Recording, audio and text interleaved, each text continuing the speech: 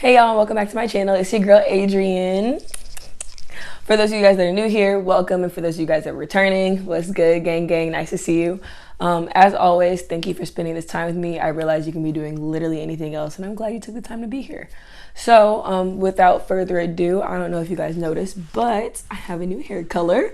And in this video, I'm going to show you guys how I achieve this without using any type of bleach. I know it looks a little dark right now, but I'm going to put a little video clip in with me outside. Y'all are going to be blown away. I'm so excited, and I hope you guys enjoy.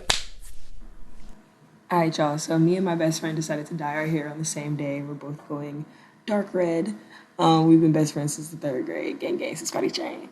The color that I'm using today was the L'Oreal Hicolor in magenta and red violet, and I got 2 vials of each, or vials, tubes, whatever. So I'm starting on detangled, or as best detangled as I could, dirty hair. And I put it into 4 sections because it'll be a lot easier to make sure all the dye gets distributed. And now I am putting on Vaseline around my edges, over my ear, the back of my neck, literally everywhere, because for those of you guys that have dyed your hair yourself at home or anywhere else, you know that it gets everywhere. And especially dealing with red and purple, I was not trying to have just red and purple literally all over my face. So Vaseline is a really, really important step. But now it's time to get to business. So go ahead and glove up. Also, for protective barrier, gloves are extremely important.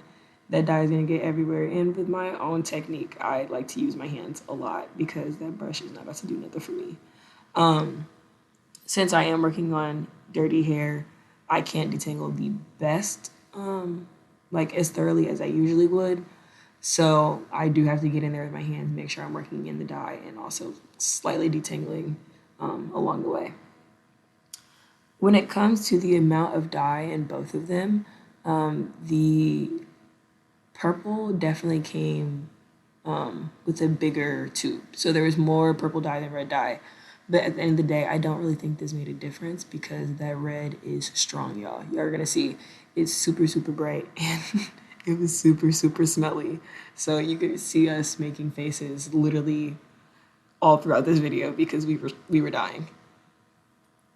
But here, yeah, I noticed the difference between the sizes. I was like, what's really going on here?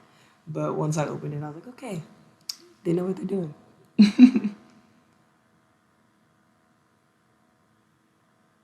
Yeah, see, bright, bright as ever. Literally, it was baffling me how pigmented that color is. And then once you get all of your dye into a mixing bowl that you do not care about, I think I just used a Tupperware that didn't have a lid anymore. I went ahead and added 30 volume developer. I grabbed the clear liquid one. You can find that at Sally's. Just because it makes my life a little easier and you just mix until it's creamy. Literally, I was mixing forever. One, to make sure that the dye was thoroughly mixed together, and then also it was the right texture, right consistency for the dyeing process. So going in, I quickly realized the process that I'm about to try to do was not going to work for me. I wanted to make sure that I put the dye on the ends of my hair first, which retroactively, looking back, I think that it wouldn't really matter since the ends of my hair are lighter, but I like to have that effect. So I wanted to make sure that I put the dye on the ends of my hair first.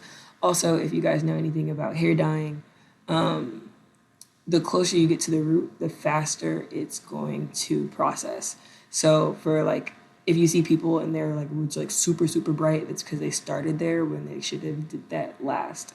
Because the heat that your scalp is giving off, it's going to process faster. So always start at the ends and then work your way up the shaft of the hair. So I, quickly got rid of that brush and went in, tried to manhandle it the best I could, and there's my signature little twisting motion that I love to do because it just makes sense to me. So here I realize that this process is not going to work for the rest of my head, and I'm just going to unravel all of these buns at once and then continue, to distribute the dye on all of the ends of those sections.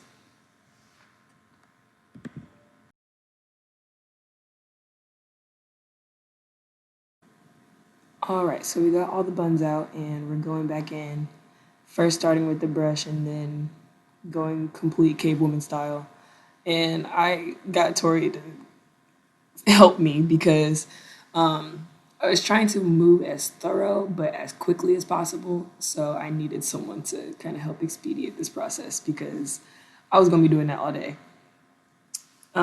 So yeah, super, super thankful for her because she already finished her entire head and was now helping me. So now this is where the real work came in.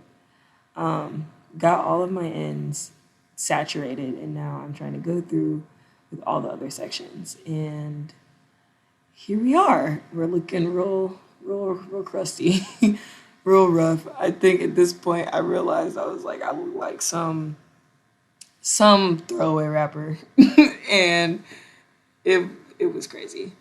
But I think this entire process might have taken me 20 minutes, 15 to 20 minutes. Now, here, don't do this. I don't know what I was doing, trying to put the dye on the parts of my hair that were not in the pigtails. At the end of the day, I realized that the hair that's like not exposed is not going to be dyed up that far. But at the end of the day, it doesn't matter. I wear my hair in an afro most of the time anyway. So now we're going to give it time to process and boil out for a little bit. I left it on for about 15 minutes.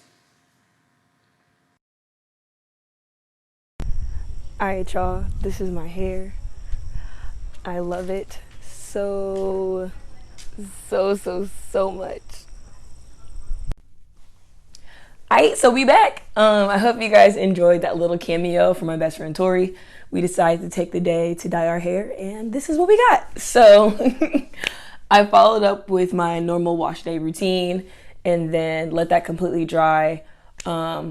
If you don't know what my wash day routine is, go ahead and check out that video. I'll put the link there. But yeah, so I let it dry completely, and then I picked it out a little bit because me and my big hair, you know what I'm saying? I love it. But I really like the fact that it's kind of subtle inside, but outside is really like, boom, in your face. And I also love the fact that I didn't have to use any lightener, no bleach, no nothing like that. And my hair is definitely appreciative. So I went ahead and followed up with a deep conditioner, but like I said, it's just business as usual, you know what I'm saying? And my hair doesn't feel dry, like she's thriving. So if you like this video, go ahead, give me a thumbs up, go ahead, subscribe. In the comments, let me know what you guys want to see, you know what I'm saying? If you really like this video, go ahead, let me know what was your favorite part. And yeah, I hope you guys have a great day, keep thriving, be awesome, be beautiful. All right, I'll see you guys next time. Peace.